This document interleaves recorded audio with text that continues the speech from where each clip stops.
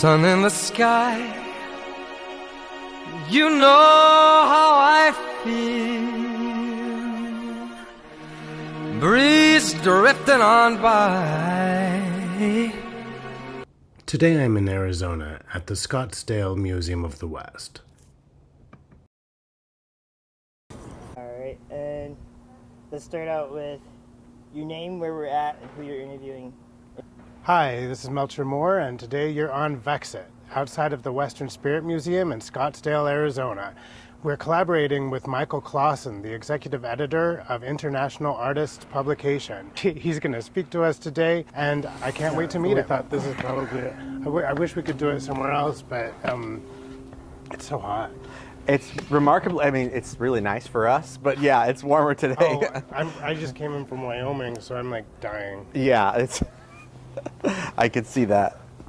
It's a great spot, though. I mean, I don't know. Definitely, like, got a nice background. Kind of cool. I don't know if this is okay. It's definitely more interesting than our office. I promise you that. Is it? Yes. So we're here today with Michael Clawson. Thank you for meeting with us. I saw your interview with Medicine Man Gallery. Oh, Mark Sablet? Yeah. Oh, Mark Sablet. Yeah. Got a little background on you. You got 3 children. Huh? Yeah. You've been with the magazine for about 15 years now. International Artists Publication. That's how long the magazines have been around. I've been with the magazines about 8 years. 8 years. And then, so you're the umbrella for like all 5 of the magazines that it publishes. Correct. International Artists Publishing publishes all 5 of those titles. But you're hanging on to Western Art Collector. Are you kind of not letting that one go? You're the editor of that. That's my magazine. I'm very happy with it. Yeah. Yeah, I found you because I interviewed. This is the January issue, so you should probably go online and get your back issue if you haven't gotten it. But I found Billy Shank on here, and you did a really nice article on Billy, who is, you're still writing. Yeah, I still write, and yes, Billy is fascinating. Yeah. Fascinating individual. I mean, when we talk about like just interesting characters in the West, Billy's like numero uno. He's like the guy that people want to talk about. I mean, certainly there's others, you know, I'm sure maybe we'll talk about them, but Mark Majori and Logan, but like Billy Shank is kind of, there's no one really like him. A major character definitely. In the Western art scene. Yeah, and he just I'm on my way to Salt Lake City right now, so I'm going to check out his exhibition in Salt Lake. Oh, nice. At the museum in Cedar City, so I'm going to check out some of his stuff there. Where do you find time to write these articles and edit these magazines? We make it work. I have a great team. I have a great staff that works with me. Some really talented people. We farm some stuff out, but like, yeah, one of the things that I think makes our magazine very unique is we really find this work passionate. Like, we believe in the artwork, and I'm sure the other magazines, they do that too. But like, I can only speak for my team, and we love this. We love the artists. We love the market. We love talking to these people at these venues and just covering it the way we are. It's a lot of fun, and we make time for it because we believe in it. Well, speaking of venues, I've been listening to your podcast a little bit, and you really focus on like Native American art. More than like Western art. Yeah, I think that like your passion might be Native American art. Would you say that? Or? I mean, I guess I look at it sort of 50-50. I think I devote my time to both of them. But yeah, Native American art, the podcast I think has done really well. One of the reasons I think certainly is because they have so many more events, and the events are like large, right? So I don't know when this is going to go live, but the herd market is this weekend. Oh, I don't know if we'll have time. Yeah. I'll try to edit that together. We'll make it happen. But the herd market is the first weekend in March, 600 artists. Yeah. And I mean, where else in the world can you go and see 600 contemporary artists in one place like that? And Santa Fe Indian Market in August is sort of a similar thing. This past year they had about 550 artists, but normally they have upwards to 1,100, 1,300 artists, all in one place. And so it's so fun. I mean, having a podcast, we can literally just go from booth to booth and start talking to people. And that market, that contemporary Native American art market is fascinating. Really, really exciting stuff happening there. Do you think they have so many events because they're underrepresented in gallery space, or? That could certainly be true. Although in Santa Fe, those artists they have gallery representation everywhere. I think there's probably a cultural aspect to it. The Santa Fe Indian Market, for instance, has been going on for 100 years. This year is the centennial in August. So there's a tradition there for this sort of material and this type of event. So it gets a lot of attention, and that's sort of how they get the pool of artists that they do. It's just been going for so long. And people know, if you want a new work, a new Native American artwork by Native American artists, you go to Santa Fe, and especially during August when there's so many great shows. So yeah. They say all roads lead to Santa Fe and the art market. There's a lot of truth there, and I mean, we're talking about Native American artists, and that's certainly true there. But they have contemporary artists, they have historic American art.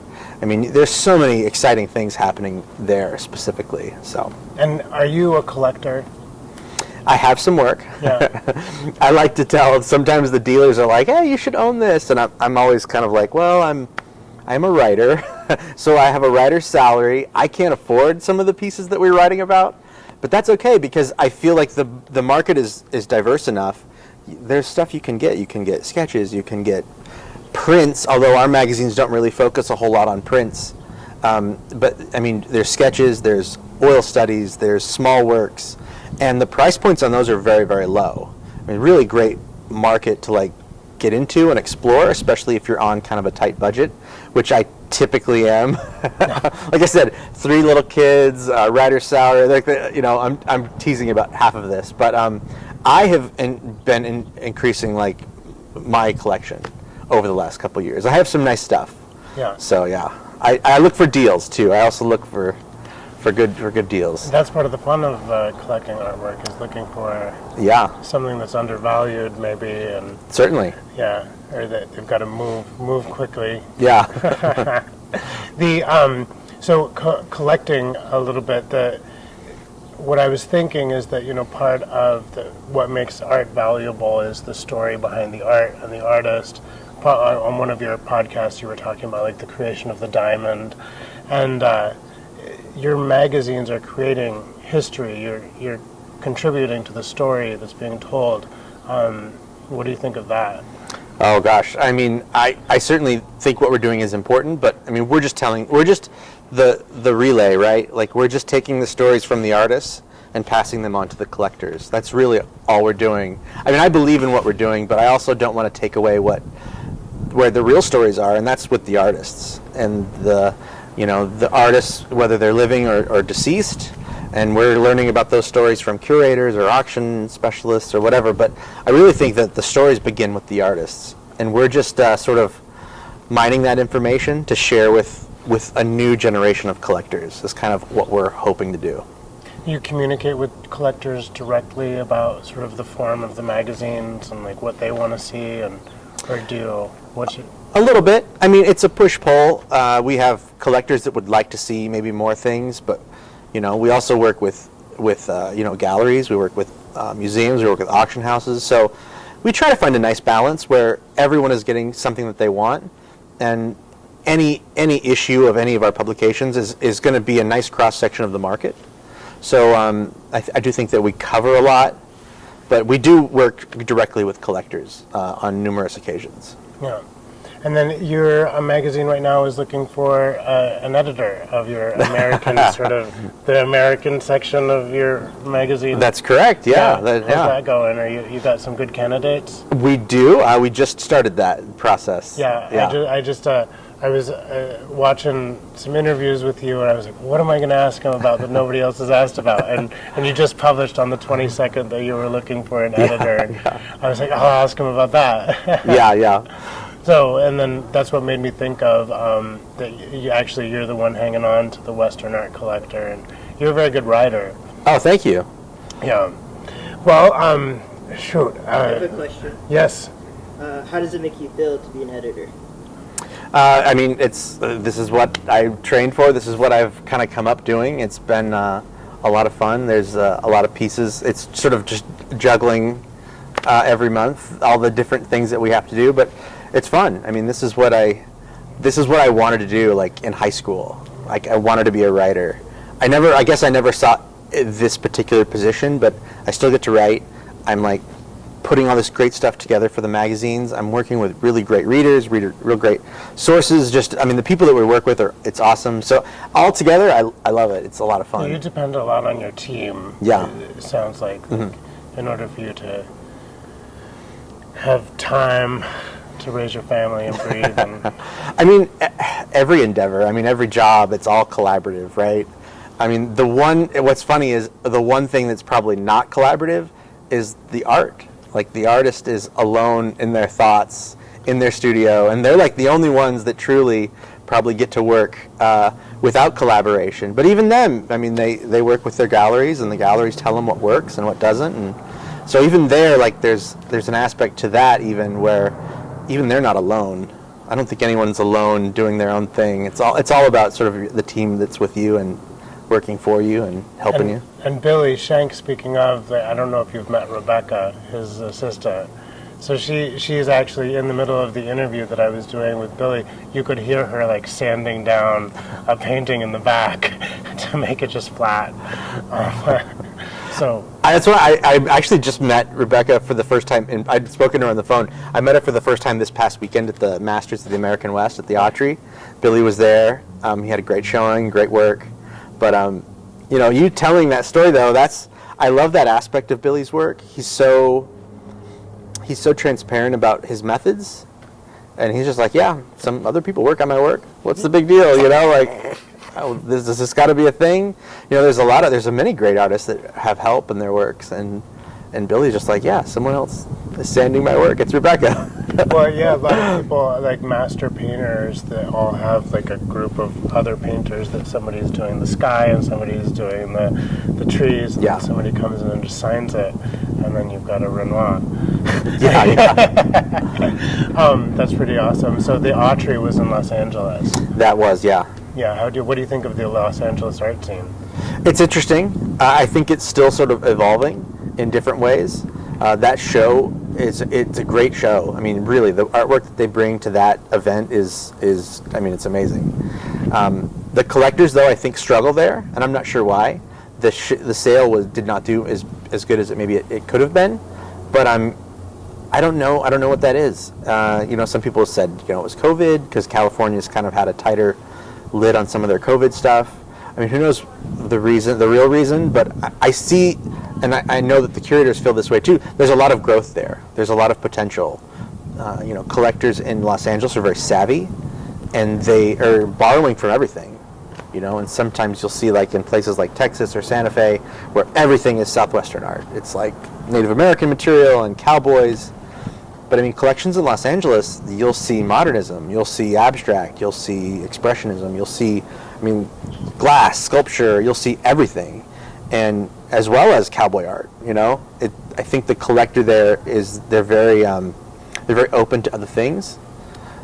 But of course, that means that they're also sort of sampling from smaller segments of the market. But Los Angeles is an interesting place. Is it Los Angeles what you would put in? Is that part of the International Art Magazine, or would you put that in the American Fine Arts, or where do you think you see the Autry review? Well, it's because the show was a Western show. You'll see it in our Western magazine. But really, if I had to say, it's probably more of a contemporary art market. There's a lot of galleries there. I think it just leans more sort of modern and more contemporary. Even though it is the furthest west we go for shows, I would say it leans more contemporary. Yeah. And then what about Frieze? Have you checked out Los Angeles Frieze? Because that was just the weekend before. I have not personally gone to that event, but I know that we've had a relationship with the show, our magazines, and we've had a lot of luck there, just like reaching people and connecting with them. So I can't speak to that show personally, but I know that it's a good show. We like being involved with it. So yeah, I was interested in that, and I didn't quite make it this year. Yeah. So, where are you headed next? Do you travel a lot for this? I do. So I have heard this weekend here in town, which is great, and I don't have to travel far. And then after that, I go to the Briscoe Museum for their Night of Artists. It's at the end of March. And a very similar show to the Masters or the Prix de West, if you're familiar with these sorts of formats. The exhibition hangs for a month or two, and then it opens with a big weekend kickoff and there's a sale on the Saturday night. And so that's what Night of Artists is. They'll have a number of artists there, and the works are all for sale, and they'll do a buy-draw sale, all that good stuff. Buy-draw sale. Have you been to a Western show at all and seen how this works? Oh, is it like an auction, or what's a buy-draw? So it's a lot of fun. It's kind of unique. Other genres do it, but you see it a lot in Western art. So it's a fixed price buy-draw sale. So you basically bid for the work. They'll give you a bid book, and if you want a piece, you have to take out the little numbered slip in your book and you put it in there. And that's just, you're saying that you would like to purchase this. If your number is drawn, you do not win the piece, but you get basically first right of refusal. You get to say, I'm either going to purchase this or not, and you get to decide. This sounds like a tax foreclosure, like with the county. So it goes back to kind of this. The Cowboy Artists of America like to say that they invented it. I don't know if that's true or not. I wasn't around then. They like to say frequently that they sort of developed this, and the idea was, they have collectors coming in all over, and some of these collectors they all want the same piece. So what do? Do you make them sprint? Do you open the doors and make the collector sprint to the piece to buy it, or do you just, to make it fair, you make them bid for it? Yeah. And they're not bidding on the price. They're just bidding for the right to buy the piece. So the price is fixed, but doing it this way just kind of makes it a lottery. It makes it a little bit more fun, and it is fun because you'll see collectors go in and they'll say, I like these 10 pieces, but obviously they can't afford those 10 pieces all at once. Maybe they can afford 2 or 3, but they don't know if they're going to get the 2 or 3 that they really want, so they might put their bids in on more. And it adds another dimension to the sale, which is a lot of fun. I think it probably makes it a little more relaxed too, doesn't it? That you're not. Yeah. Maybe it kept people from shooting each other back in the olden days. That Cowboy Artists of America is a pretty cool group of guys. Yeah, definitely. Yeah, that style, and there's one guy that's part of them that Troy Gibbons. Is that Troy? Did I get the name wrong? He kind of uses a palette knife. It's very like thick and tacky, and he does a lot of aspen trees and like color. I'm not sure. There's Troy Collins. Yes, and he's not with the Cowboy Artists. Oh, he's with the Charlie Russell. Oh yeah, he's probably with the the Skull Society. Society. Yeah. Okay. Well, then that answers that question. Troy's a great artist, though. Yeah, he's really fantastic. I love his colors. Yeah. You probably saw him in Jackson, right? I saw a piece of his at the Jackson art auction, but personally, no. Yeah. But yeah, like you see it in the colors or something. Well, it was really nice to meet you, and I know you're busy, so... No. Can I ask you a question? Yes, sir. How did you get interested in this? In art? In specifically, why are we talking about Western art? You must have an interest there. I think that my sort of introduction to Western art was Billy Shank. Yeah. And so I was just kind of focusing, we were just talking about this, as like how my interest in art is like all over the board a little bit. And then I met Billy Shank via Zoom a couple of months ago, and then he mentioned another artist, Tracy Stuckey, so I emailed Tracy Stuckey and said, hey, Billy Shank just mentioned you, do you want to follow up? And then I don't know if you've heard of Travis Rocker, he's represented by Altamira, and I interviewed him, and then like all of a sudden I was like, oh, all 3 of these artists are in Visions West in Denver. So I emailed Nikki Todd, and she interviewed with me, and then I was like, oh, I got all these Western artists. So it just kind of, and I think I ended up in Santa Fe because I went to the Barrett Jackson car show, so I did the gallery walk. Yeah. And then once I did the gallery walk, then I kind of found out about you with this magazine, and so just kind of here we are. I've found, because I'll run into people and I'll say, I work for Western Art Collector. Maybe they're not gallery people or they're not in the market. Yeah. And they say, oh, Western art? That's like, people still make Western art? And it's amazing how many people don't know, but like they think of it as like this lost art, like that no one does anymore. Like, oh, old cowboy paintings from like the 40s, right? Yeah. And it's always kind of blows their mind when I say no. Like Western art it's a huge market. There's artists that are right now like making brand new works of cowboy art, and cattle, and Native Americans, and just sort of the Western experience. And it's always fun talking to people. And they kind of, you can see like, oh wow, that's real. That's a real thing. It's really happening. It's ongoing right now, and the market's just like alive and well. Like what contemporary classic is what kind of I just as an artist myself, I look at contemporary classic and I'm like, well, how'd they do that? And then man, I love pop art. I love it's not my style at all, but that's probably why I love it so much. And that's probably what drew you to Billy, right? I grew up with Billy, like in Jackson Hole. He was back in the day. Everybody had to have one of his pieces. That was how you knew you were a local, I think. And so people, we see his paintings still, in people's salons or houses. So I like it. It's just a cool pop arty, kind of like Andy Warhol. And then the other side of my channel is I went to Miami, Basel. And so I focus a lot on like just that really loud spray paint street art. Yeah. Because I love that. And so between the two, I'm toggling in between Western art and sort of like a contemporary graffiti art. Oh, yeah. That's cool. Thanks. You should. There's a show this August that if you like Art Basel, they're kind of modeling it after that. It's called Art Indigenous Santa Fe. It's in August. It's going to run concurrently with Santa Fe Indian Market the same weekend, whereas Santa Fe Indian Market is more contemporary and traditional art. This is just going to be like super modern. They're just going to be like all these like genre bending artists that are just like doing wild stuff, and they're all Native American artists, and it's going to be all there like in one location. Should be really neat though. But they're modeling the whole thing after Art Basel. Contemporary Native American art. I'm really interested in like that contemporary. Sky Opinka is doing NFTs. Where he's represented in New York, and then there's Jeffrey Gibson, who's like a beater. He beats. He does a bunch of stuff. Yeah.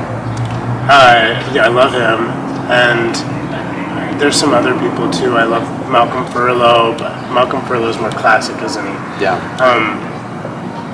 That would be interesting. I'd love to go do that. What month is that? August.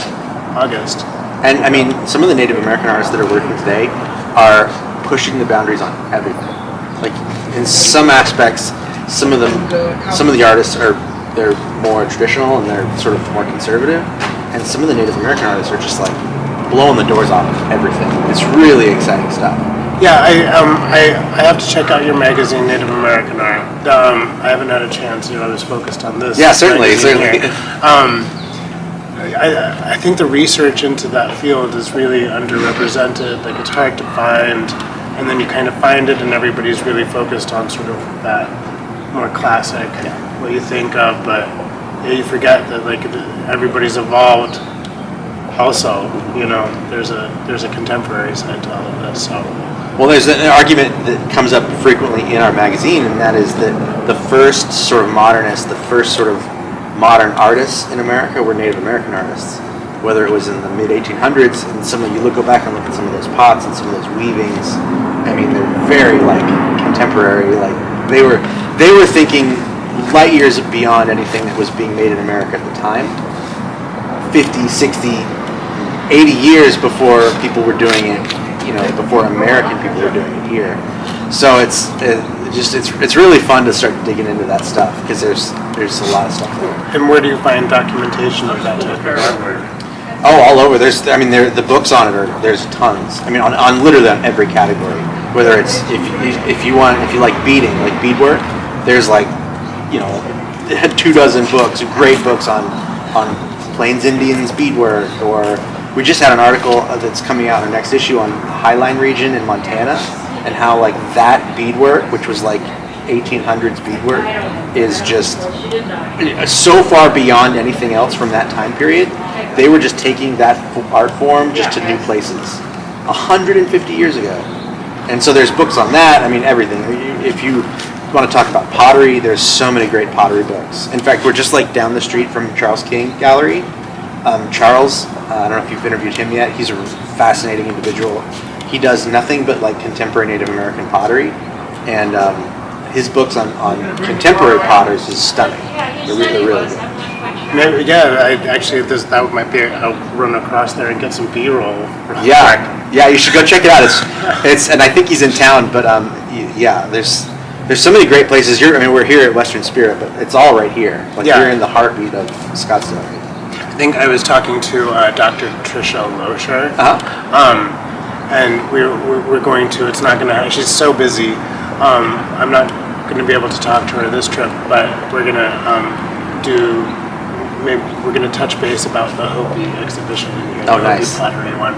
It'll be within the year. She's really good. We've had her on I'm sure you've heard our podcast. No, I'm on episode 4. Oh, yeah. Sorry. It's okay. And then I jumped forward to episode 87, and I just ran out of time. Yeah. So, but no, you should definitely check out the podcast. What is it? It's on my phone. What's it called? The American Art Collective. American Art Collective, and it's just really well done. And, the sound is good.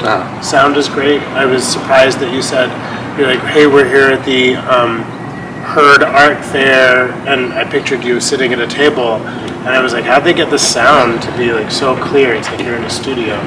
So that's is that your project too? Or did somebody kind of get you on board with that? The podcast? Mm-hmm. Our new owners. So we have new owners for the magazine. They've had the magazine for about a year and a half.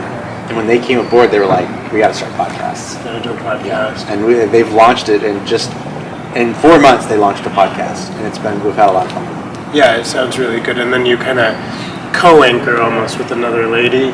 I hear her come up sometimes. Yes. And I'm like, oh, Michael had an appointment. He won't make it. We try to split them evenly, so it's a little bit more fair. Because she's really good. Maggie Civic is amazing. She's a really great girl. What's her role with the magazine? She's actually not with our magazines, but she's a writer. She knows how to talk to people. She's just really good. She's just someone we connected with. Our current owner works closely with. So she'd just be perfect for it. So they brought her in, and we'd never had an outside person come into the magazine quite like that before, but she just picked it up and ran with it. She's really good. Yeah, I like it. I was skipping forward to listen for the ones with you, but she's very good too. Nice. It's nice. Well, thank you very much, and it was nice to meet you.